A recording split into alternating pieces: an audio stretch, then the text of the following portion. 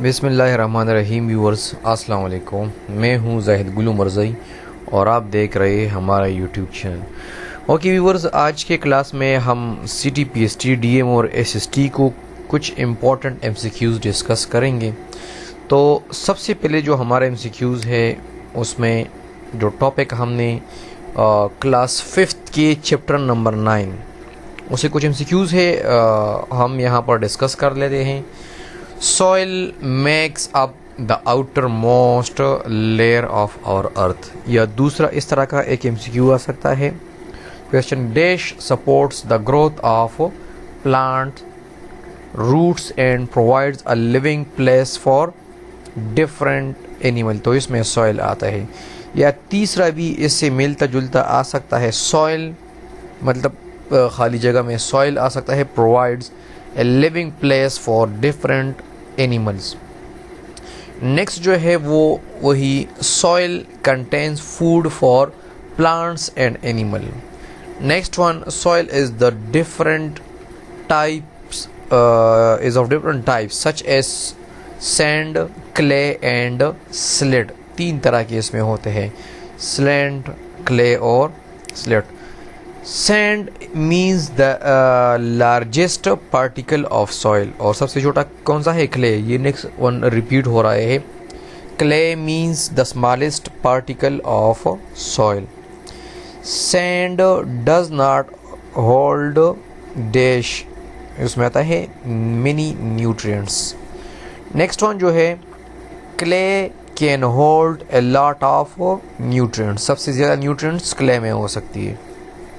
अच्छा, silt are soil particle whose size are between sand and clay. सबसे छोटा जो पार्टिकल है वो क्ले का होता है, नेक्स्ट वन सिल्ट का होता है और थर्ड वन सैंड का होता है। अच्छा, there are 5 components of soil. Soil के कितने कंपोनेंट्स है? 5। एक है पार्टिकल्स, दूसरा न्यूट्रिएंट्स, तीसरा डिकम्पोजर, चौथा water and air. Next one, ये हमारे पास particles are formed from rocks, ये रॉक्स से बनते हैं। और sand absorb water easily. Clear?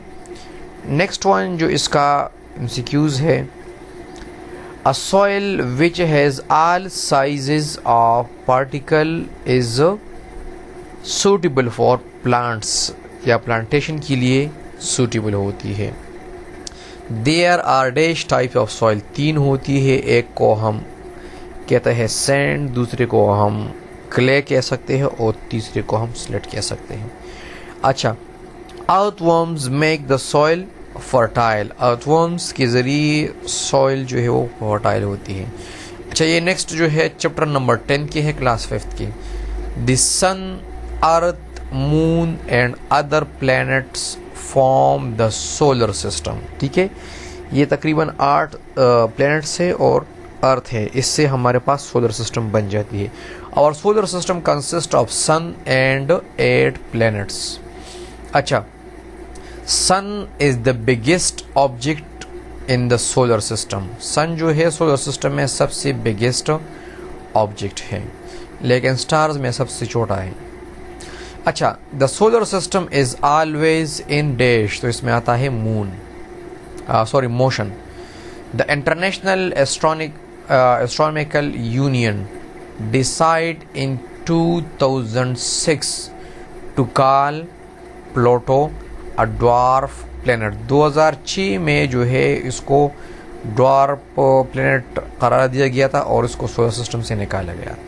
अच्छा, there are 8 planets of the solar system. कौन कौन से हैं? Mercury, Venus, Earth, Mars, Jupiter, Saturn, Uranus and Neptune. अच्छा, सन इज अ स्टार, ये तो आपको ऑलरेडी पता होगा। सन क्या है? ये एक स्टार है और इससे मिलता जुलता एक है, स्टार हमेशा लाइट को प्रोड्यूस करता है। Sun is almost 1 million times bigger than the earth. ये 1 मिलियन टाइम जो है अर्थ से बिगर है, बड़ा है। Next one, sun is almost 1 million times, ये दोबारा रिपीट हो गया। A group of star is called constellation, ये अक्सर आते हैं, ग्रुप ऑफ स्टार्स को हम कॉन्स्टिलेशन कह सकते हैं। Star gives out their own light, जिस तरह मैंने आपको बताया स्टार्स हमेशा लाइट को प्रोड्यूस करता है। Planets do not gives out light, planet से लाइट प्रोड्यूस वो नहीं करते, ये अक्सर रिफ्लेक्ट करते हैं। अच्छा, our earth is a planet, ये तो आपको ऑलरेडी पता होगा अर्थ क्या है, प्लैनेट है। The path on which planet moves around the sun is called orbit, ये जो पाथ होते हैं आपको ऑलरेडी पता होगा, इसको हम प्लैनेट कह सकते हैं, सॉरी ऑर्बिट कह सकते हैं, प्लैनेट के पाथ को ऑर्बिट्स कह सकते हैं। अच्छा, dash is used to see the planets, तो इसमें आता है टेलीस्कोप, अक्सर माइक्रोस्कोप उसमें दिया गया होता है एमसीक्यूज में, तो माइक्रोस्कोप नहीं है, इसमें आता है टेलीस्कोप, या अक्सर इलेक्ट्रॉन माइक्रोस्कोप, तो इलेक्ट्रॉन माइक्रोस्कोप, टेलीस्कोप और माइक्रोस्कोप, तो इन तीनों में जो बेस्ट ऑप्शन है वो है टेलीस्कोप। अच्छा, the light from the sun reaches the earth in 8 minutes, इसमें कुछ ना कुछ सेकंड्स भी है, 8 मिनट तकरीबन 20 या 22 सेकंड्स तक इसमें होते हैं। अच्छा, the natural satellite of earth, ये तो आपको ऑलरेडी पता होगा, ऑब्वियसली ये क्या है, मून है। Moon takes about 28 days to complete revolution around the earth, ये तकरीबन 27 ये जो एग्जैक्ट इसका फिगर है 27 डेज और कुछ इस तरह के 23 आवर्स और 56 मिनट्स इस तरह कुछ बनते हैं, लेकिन तकरीबन ये 28 मिनट्स डेज तक बन जाती है। अच्छा, द अर्थ हैज़ 1 मून, ये तो आपको ऑलरेडी पता होगा, मार्स के साथ 2 मून्स होते हैं और मरकरी और वीनस में एक भी मून नहीं होगी। तो यहाँ पर एक और एमसीक्यूज में ऐड करता चलूँ, सबसे ज़्यादा जो मून्स है वो जुपिटर के पास होती है, जुपिटर में होती है प्लैनेट्स के अराउंड, और मरकरी और वीनस में सबसे कम होती है, मतलब वहाँ पर नहीं होती है। तकरीबन 62 आ गया ये हम डिस्कस करने वाले हैं। Satellite is an object which revolves in orbit around a larger object, तो इसको हम क्या कह सकते हैं, सैटेलाइट। अच्छा, a charged body produce electric field around it, तो इससे जो इर्द गिर्द फील्ड बनती है इसको हम इलेक्ट्रिक फील्ड कह सकते हैं। अच्छा, ये तो आपको पता होगा, dash charge bodies repel each other similar charge, ठीक है, और opposite charge bodies attract each other, तो ऑपोजिट हमेशा अट्रैक्ट करेगा और जो सिमिलर होते हैं वो रिपेल करेगा एक दूसरे को। Electroscope is used for finding the nature of charge on a body, तो यहाँ पर जो वो यूज़ होता है वो हमारे पास है इलेक्ट्रोस्कोप, ठीक है, इसको देखने के लिए। यहाँ पर फिर आपको वही ऑप्शन दे के होंगे उसमें माइक्रोस्कोप और टेलीस्कोप वगैरह, लेकिन इसमें जो करेक्ट ऑप्शन है वो है इलेक्ट्रोस्कोप, इसमें कंफ्यूज नहीं होना है। अच्छा, in magnet the same pole NN और SS, ये तो आपको ऑलरेडी पता होगा, सेम पोल जो NN इसको हम नॉर्थ और इसको हम साउथ पोल कह सकते हैं, ये एक दूसरे को रिपेल करेगा, और जो इसके मुकाबले में opposite poles S and N मतलब साउथ और नॉर्थ पोल एक दूसरे को अट्रैक्ट करता है। क्लियर? अच्छा, नेक्स्ट वन जो इसमें है वो है the magnet effect. The magnet effect is stronger at poles and weaker at centre, ये सेंटर में कमज़ोर होते हैं इसकी फोर्स ऑफ अट्रैक्शन, और जो इसके एंड में होते हैं या एजेस पर होते हैं या पोल्स पर होते हैं वो हमेशा स्ट्रॉन्गर होता है। मैग्नेट हैज़ 2 पोल्स, ये तो आपको ऑलरेडी पता होगा, एक को हम साउथ पोल कह सकते हैं और दूसरे को हम नॉर्थ पोल कह सकते हैं। Clear? Next one, asteroids are planetoids which moves around the sun and are present between orbits of Mars and Jupiter, ये particles होते हैं एस्ट्रॉइड, ठीक है, ये खला में होते हैं और ज़्यादातर मार्स और जुपिटर की ऑर्बिट में होते हैं। अच्छा, जुपिटर है 62 मून, जिस तरह मैंने आपको बताया सबसे ज़्यादा जो मून्स है वो जुपिटर में होते हैं, ये अक्सर पेपर में आते हैं। Saturn has 33 moons, Uranus has 27 moons, Neptune has 13 moons. ठीक है, तो ये अक्सर आती है, ज़्यादातर तो ये जुपिटर वाला आता है। ठीक है, लेकिन ये भी अक्सर रिपीट होते हैं। अच्छा, light year is the unit of distance. इससे एक मिलता जुलता एमसीक्यूज़ एक पेपर में आया था कि 1 लाइट ईयर किसके बराबर होते हैं। तो 1 लाइट ईयर मतलब लाइट, तो आपको स्पीड ऑफ लाइट के ज़रिए आप 1 ईयर तक का डिस्टेंस कवर कर लेते हैं, तो उसको हम कह सकते हैं 1 लाइट ईयर। और याद रहिए स्पीड ऑफ लाइट है 3.8 into 10 raise to the power 3.0 into 10 raise to the power 8 kilometres per second. 3.0 into 10 raise to the power 8। तो ये अपने साथ याद रखिए, अक्सर आता है। ठीक है, अच्छा next one, planet and moons are the natural satellite. यहाँ पर अर्थ आता है ना, earth and moons are natural satellite. Sun is the smallest star, जिस तरह मैंने आपको बताया सबसे स्मॉलेस्ट स्टार जो है वो सन है। और इससे एक मिलता जुलता एमसीक्यूज़ है, आगे आ रहा है, वो हम डिस्कस करेंगे। मतलब ये सबसे नज़दीक है हमारे ज़मीन के।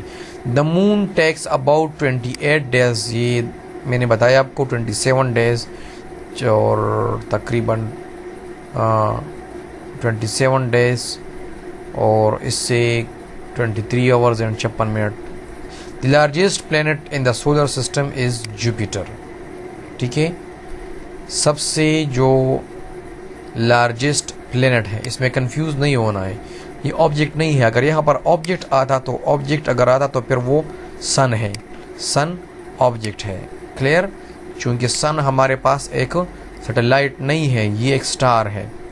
लेकिन अगर ये हमारे पास प्लैनेट है तो प्लैनेट इसमें जुपिटर सबसे बड़ा है। अच्छा, at night we can see the planet. कौन सा प्लैनेट? वीनस को हम आसानी से देख सकते हैं।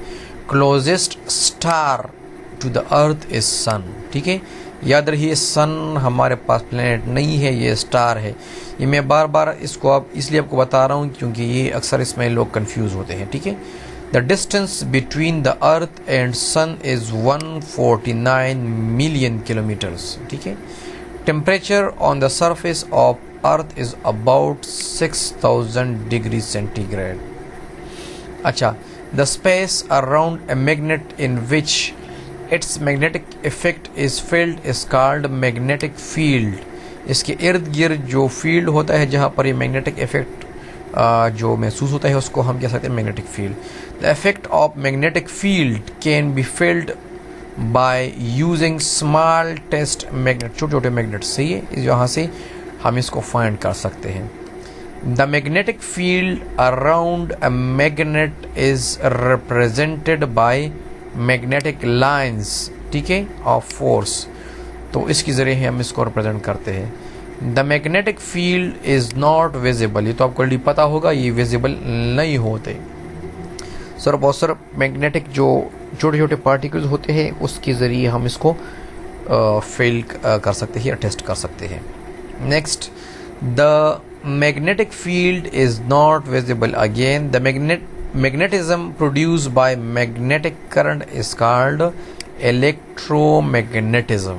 ठीक है, अच्छा, large electromagnets are used in some cranes to lift heavy iron objects।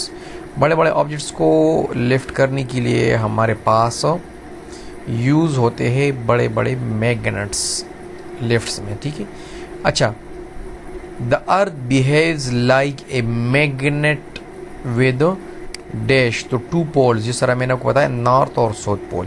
Compass is use to find the direction, compass के जरिए हम क्या कर सकते हैं, डायरेक्शन को फाइंड कर सकते हैं। A bar magnet acts like compass needle, ठीक है, तो कंपास नीडल की तरह ये एक्ट करता है, ठीक है। अच्छा, compass needle is also used to find out the magnetic effect of electricity. Compass के जो नीडल होते हैं ये इलेक्ट्रिसिटी, मैग्नेटिक इफेक्ट की इलेक्ट्रिसिटी को भी फाइंड करने के लिए हम यूज़ कर सकते हैं। अच्छा, when current is passed in conductor it produce a dash, तो ये मैग्नेटिक इफेक्ट प्रोड्यूस करता है और इसके इर्द गिर्द जो है वो मैग्नेटिक फील्ड जनरेट होती है। Compass will always point toward north and south pole, ठीक है, ये एक तरफ पर नॉर्थ और दूसरी तरफ पर साउथ पोल को क्या करता है, पॉइंट आउट करता है। Next one, phases of moon occur due to changes in position of moon। position of moon से इसके phases occur होते हैं। ये एक phase है new moon। in new moon the surface of moon is dark and invisible। surface उसका dark होता है और invisible होता है, ठीक है। अच्छा, when we see only a silver of moon's surface we called is crescent, तो इसको हम crescent कह सकते हैं।